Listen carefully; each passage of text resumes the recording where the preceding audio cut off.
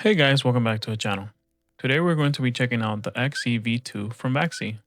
It's one of the newest gaming mouse and we'll be taking a look at the specs to see how it performs and if it is worth the upgrade from the V1. This wasn't up for review, but as always these are my complete and honest opinions. The Vaxee E2 is going to be an update to the XE and it's going to come in a couple different color options with a price of 140 USD. This is going to place it in the mid to premium price bracket. The packaging this comes in is pretty simple. You get the small box with everything being kept secure inside. I know when the first copies were shipped out, many people complained about the boxes being damaged in shipping, but fortunately I had no issues and my packaging made it safely to me. In the box you're going to get the mouse itself, a non-braided USB-C to A cable, a quick start guide, and a 4K dongle.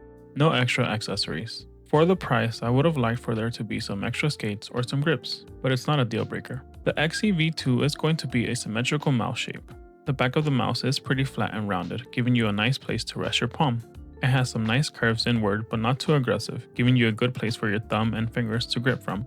This mouse is going to be a bit on the larger side, coming in at a dimension of 124 by 66 by 39 and a weight of 60 grams, with the skates installed.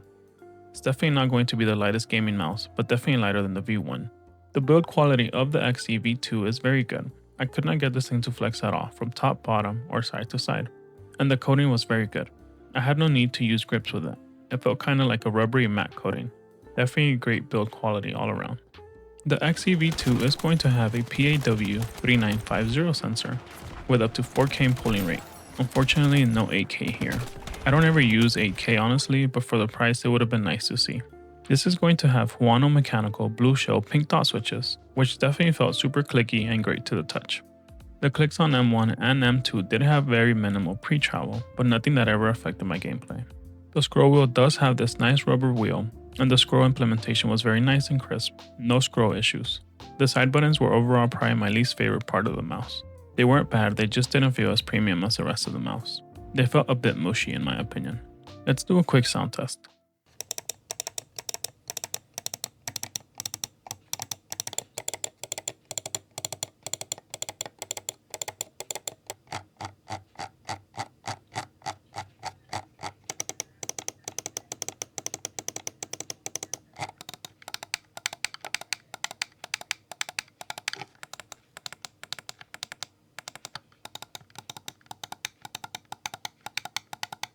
I know in the past Vaxee did not have software, so you would have to control everything via the buttons on the bottom of the mouse. They do still have the buttons on the bottom of the mouse that let you control DPI polling rates with certain button combinations, but I liked using the software more. The software is pretty easy to use. Once you set everything up and update everything, it stays programmed to the mouse, so no need to change anything. In the software you are also able to see battery life. The battery on the Vaxee V2 was pretty great. It lasted me about a week on 4K polling before having to charge it. You are able to get even more battery life from it if you switch from competitive to standard mode. And that switches the polling rate to 1K, meaning your battery will last an estimated 110 hours. Overall, pretty great battery life. During my time gaming and using the Vaxee V2, I had no issues with it. The mouse performed excellent, the clicks felt great, I used it on 4K polling and had no disconnects. I had no issues with any sensor skips, and the shape felt great in my hand.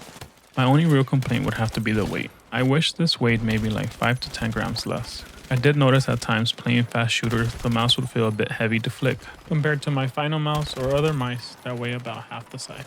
If they can get the weight down a bit more without sacrificing build quality, I definitely think this would be endgame.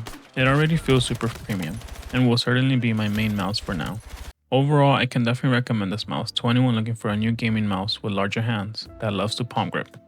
The shape fits perfectly in my hands, and the performance is one of the best. If you have any questions, please write them down below. If you would like to pick one up, I'll have a link below as well. Thank you all for watching, and I will see you on the next one.